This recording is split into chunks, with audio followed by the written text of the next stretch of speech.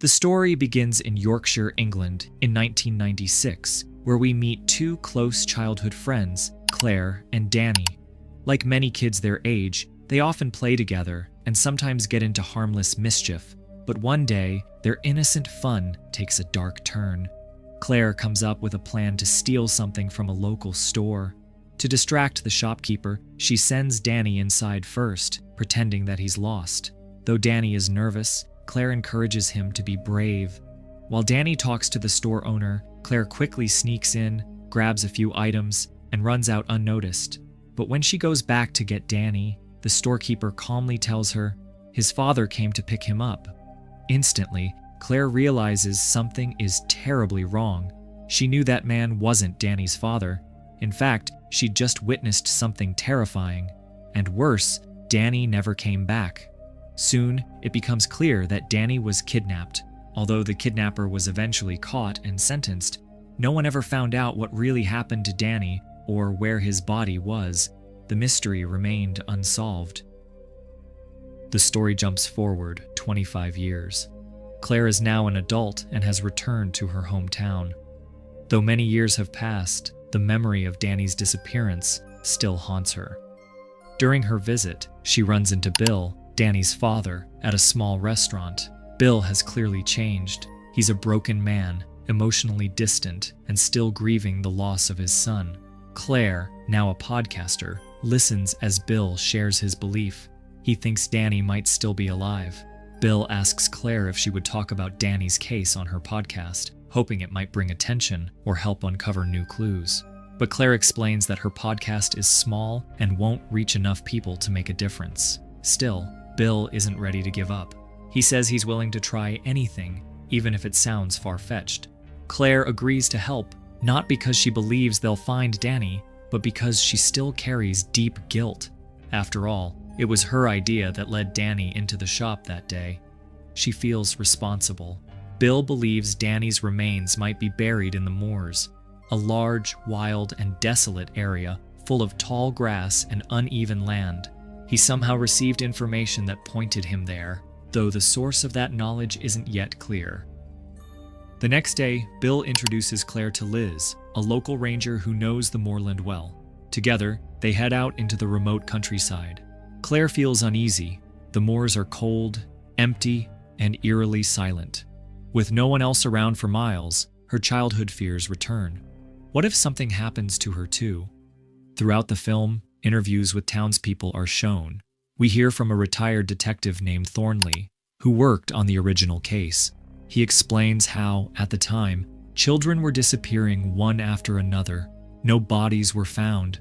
People were scared to even send their kids to school. Everyone was afraid of a predator hiding in plain sight, someone who took their children without leaving a trace. Back at home, Bill shows Claire a hand-drawn map with several marked spots, areas where he's already searched for Danny's remains, including new places he still wants to explore. One specific location stands out. Claire becomes curious and decides to meet Detective Thornley herself, hoping he can help make sense of Bill's search. During their conversation, Thornley seems confused. He tells Claire that the moor Bill is searching was already thoroughly investigated back when Danny went missing. Nothing was ever found. So why is Bill focusing on that specific area again? Thornley lays out several overlapping maps, revealing that the moor is much larger than it looks. Bill has only been searching a small section of it. Claire returns home still puzzled. That's when she sees someone visiting Bill, a man named Alex, holding a pendulum. Claire watches as Alex lets the pendulum swing over the map. It begins to move, slowly coming to a stop over a particular location. Bill immediately marks it. When Claire asks Bill who Alex is, he says only that Alex is a friend helping out. Claire doesn't push for more answers, but it's clear something unusual is going on, and Claire begins to feel uneasy. The next day, Bill, Claire, and Liz set off into the moors again. This time, Claire brings a GoPro camera to record everything. As they travel deeper, the atmosphere grows more unsettling. Claire notices two sheep staring directly at them, unmoving, an unnatural behavior that leaves her unsettled. The three of them had been searching in the moor for a long time. Then, Claire felt something and started walking in a direction. She reached a spot where she found a child's shoe. Bill and Liz also arrived while looking for her. Bill quickly put the shoe into a plastic bag to keep it safe. But on their way back, Claire starts to panic. The tension, the isolation, and the memories from her childhood are overwhelming. She wants to leave immediately. Thankfully, they make it back to the road safely. Later, we see Bill at the police station, trying to reopen Danny's case. He presents the shoe, hoping it will be considered new evidence, but the officer tells him it's not enough. There's no DNA, no proof the shoe was recently uncovered, and no reason to reopen the investigation. Bill is devastated. Meanwhile, the film shows archived interviews from years ago. Locals recall the time the kidnapper was caught. While the community was relieved, there was still fear and confusion. What had he done with the children? Why were no bodies ever recovered? Police never released the man's photo, and though he was sentenced to 25 years, some suspected the investigation was flawed. Maybe that's why he didn't receive the death penalty. Later, Claire returns to the Moors with Bill and Liz. While they're exploring, Bill and Liz suddenly vanish. Claire hears a faint sound and turns around, and finds herself standing in the alley behind the same shop where Danny disappeared years ago. Everything looks just as it did in 1996. She sees a child that looks like Danny standing alone. Suddenly, a dark figure approaches him. Claire realizes this must be the kidnapper. Terrified and crying, she runs toward the boy to save him, but then wakes up. It was just a dream. A few days pass. With no help from the police, Bill decides to return to the Moors, determined to keep searching. But this time, before heading out, he meets with Alex again, hoping he can use his abilities to pinpoint exactly where to search next. Alex explains that he has already helped as much as he can. From Claire's perspective, the whole thing starts to feel like a scam. She wonders if Alex is just pretending to help in order to take advantage of Bill. But then, Claire is surprised to learn that Alex isn't charging anything at all. Whatever he's doing, it's not for money. During a tense conversation between Bill and Alex, a new truth comes out. Alex's daughter, Eleanor, is even more powerful than he is. She has stronger psychic abilities, but using them can severely weaken her. That's why Alex has kept her away from all this. But Bill has already gone around Alex. He has called Eleanor without his knowledge, and she's agreed to help. Alex is upset, but Eleanor is firm. She believes she can assist and wants to try, even if it puts her at risk. Soon after, Eleanor arrives with her pendulum. At first, nothing happens, but when she touches Danny's old shoe, the pendulum suddenly starts spinning on its own, then comes to a stop at a specific location on the map. Bill marks it immediately. It's now their new target. But the process drains Eleanor. She looks pale and exhausted. Her father, concerned, tells her to start counting numbers out loud, a method that keeps her grounded in her own mind and prevents her from getting lost in the spiritual realm. It's clear these powers come with a cost. Eleanor had warned earlier, whenever she uses her psychic abilities, her mind connects to another realm, a place that's hard to escape. If she stays there too long, it can become dangerous. That's why Alex never wanted her involved. He tells her not to return to the Moors, but Eleanor insists. She believes helping Bill is the right thing to do. The next day, the group, Bill, Claire, Eleanor, Alex, and Liz, sets out again. On the way, Eleanor tells Claire that she can feel it in her bones. The Moor doesn't want them there. As they approach the location, Eleanor suddenly hears a voice. A frightened little girl crying out. No one else hears it. Eleanor tries to calm the voice, asking who she is. The girl replies, I don't remember anything, just darkness. Moved by this, Eleanor becomes emotional, but moments later, the voice fades into silence. Suddenly, Eleanor breaks into a run. The others follow her until she suddenly falls into a hidden pit. Alex rushes to her side. Eleanor is unconscious, still trapped in that other world. Alex urges her to count numbers out loud, grounding her back into reality. Slowly, she regains consciousness. Meanwhile, Bill starts digging near the pit, feeling strongly that there's something there. As he digs, the wall of earth nearby collapses, revealing something horrifying. A child's skeleton. buried in the dirt. Everyone is shaken. It's not Danny, but another missing child, a tragic confirmation that the Moor hides more than just one secret. Soon after, the police return to the site. Old cold cases are reopened, and a formal investigation begins into the buried bodies hidden in this cursed land. 4 weeks have passed since the discovery of the buried girl in the moor, yet Claire is still haunted by nightmares. The horror hasn't left her, and neither has the guilt. During a quiet conversation with Eleanor, she learns something disturbing. The girl's body they found was never reported missing. It wasn't even from that area. Someone had moved her body and buried it in the moors. The implications are chilling. Meanwhile, Bill is growing exhausted. He has been searching for decades, and though the police are now officially involved, there's still no sign of Danny. Despite everything, Bill clings to a single belief: Danny's body is still out there, buried somewhere in the moor. All he wants now is to find his son, just to see him one last time and finally be at peace. One day, Bill and Claire visit Eleanor again, desperate for answers. Eleanor reveals something personal. A spirit named Thomas has always watched over her. He protects her when she's in danger and has guided her through many spiritual journeys, but she cannot speak to him directly. To do that, she must allow Thomas to temporarily take control of her body. Bill tells her that he wants to know if Danny is buried among the same bodies in the moor. His gut tells him that all the children were taken to the same place. If they can find where the others were hidden, they can find Danny too. Eleanor agrees. She prepares herself and begins the ritual to connect with Thomas. Soon, Thomas speaks through Eleanor. His tone is calm but heavy.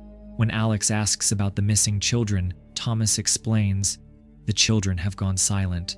They are trapped in darkness now." Bill asks the question he's been holding back for years: is Danny there too? Before Thomas can give a clear answer, something strange happens. The map on the table suddenly becomes wet, as if soaked by an unseen force. The pendulum spins wildly before stopping at a single location. That's where they must go. Without hesitation, Bill decides to head out immediately. Alex warns him it might not be safe, but this time, Claire speaks up too. She says she wants to go. "Danny needs us," she tells them. Once again, the group sets out. Bill, Claire, Eleanor, Alex, and Liz. This time, their journey takes them deeper into the moor than ever before, and they know they'll need to spend the night there. As they walk, they pass huge ancient stones, each carved with strange markings. According to local belief, these symbols date back to the Stone Age, a sign that rituals had been taking place here long before any of them were born. Soon, heavy rain begins to fall, forcing the group to set up tents and take shelter. As they wait inside, Eleanor warns the group, "Thomas doesn't want to be here. There's something dark in this place. It doesn't want us to stay." Tension builds. A small argument breaks out between Bill and Alex, and Bill storms out of the tent in frustration. Liz follows him, trying to calm him down, but out in the darkness, Bill spots something, a figure moving in the distance. He takes off running, chasing it into the night, but ends up sinking into a muddy bog. Liz pulls him out, but by the time they recover, they've wandered far from camp. Back in the tent, Alex steps outside for a moment, leaving Claire alone with Eleanor. As they wait, Eleanor suddenly asks Claire a personal question. "Bill, he's so rough. How can you stand by him?" Claire pauses before answering. She explains that Bill wasn't always this way. The day Danny was taken, Bill had been yelling at the police, at neighbors, at everyone. Claire had been terrified of him, but when he saw her, he didn't shout. He simply hugged her and asked, "Are you okay?" That moment changed everything. It made Claire realize that Danny's disappearance wasn't her fault. Bill never blamed her. He had just broken. Before they can continue, Alex returns to the tent, but something is off. His behavior is strange, his expression vacant. Suddenly, Eleanor screams, "Thomas is gone! A doorway has opened!" Her voice echoes in panic. Bill and Liz hear the scream and rush back, but what they find terrifies them. Eleanor is no longer herself. She's possessed. Eleanor's eyes are blank. Her voice changes. Her body shakes violently. She can't bring herself back. She pleads with Alex to help, but Alex just stares at her. Then, blood begins to drip from Eleanor's eyes. Whatever spirit or force has taken over her, it's not Thomas. It's something far more violent, far more ancient. The others can only watch in terror as Eleanor fights against the entity inside her, unable to break free. As Eleanor convulses on the ground, her body overtaken by a violent force, Liz grabs her phone to call for help. But instead of reaching emergency services, a strange voice answers on the other end, one that calmly says, "No one can help you now." Everyone freezes in terror. Eleanor screams, her body writhing in pain as if something inside her is tearing her apart. Unnatural voices echo from deep within her, overlapping and whispering things no one can understand. And then, Bill hears something chilling, the voice of Danny calling to him. Panicked and confused, the group runs out of the tent, the moorland around them shifting and breathing, as if the earth itself is alive. Moments later, Eleanor collapses unconscious. Suddenly, Alex appears at the edge of the camp, asking what happened to Eleanor. But the group stares at him in horror, because Alex had already been inside with them. Realization dawns. This isn't Alex. This is something else. Before they can act, strange sheep-like creatures appear, their eyes missing, their presence otherworldly. The creatures surround them, forming a silent circle. The group is frozen in fear. At dawn, a rescue team arrives and helps lead everyone back to safety. As they leave the moor, Liz notices something bizarre. The sheep-like creatures from the night before are now petrified, turned to stone. Later, at the hospital, Eleanor is treated, but remains deeply shaken. Alex, her father, stays by her side, devastated. Meanwhile, Claire receives a call from Detective Thornley, warning her never to return to the moor again. "Something terrible happened there," he says, "and now the kidnapper has gone missing from prison." Claire is horrified. Bill, however, has become unreachable, obsessed, unstable, and more determined than ever. Claire tries to stop him, but nothing she says works. The next day, she leaves him and returns home, finally recording an episode on her podcast to tell the whole story, everything she's seen and survived. In the film's final moments, we're shown GoPro footage from Claire's camera, recorded during their last night on the moor. It reveals the horrifying truth.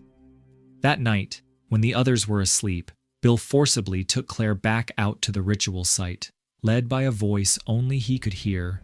The voice promised him, "If you give Claire as a sacrifice, your son will be returned to you. She was meant to disappear that night, not Danny." Claire begs him to stop. Tears stream down her face as she pleads, "Your son is gone. This won't bring him back." But Bill refuses to listen. He believes this is the only way. In the footage, we see Bill throw Claire into the bog, the same cursed swamp where countless children were buried. As she sinks, ghostly hands rise from beneath, pulling her down. Her screams are swallowed by the earth. And then, in the final image, we see a boy walk out of the darkness toward Bill. It's Danny, or at least, it looks like him. Bill believes the dark force buried in the moor demands a cost. He sacrifices Claire in a final, desperate ritual, possibly opening a path for Danny's return. But whether that return is real or delusional remains deeply ambiguous. The film leaves us questioning if the supernatural is real, or if it's all the tragic outcome of a grieving father's broken mind.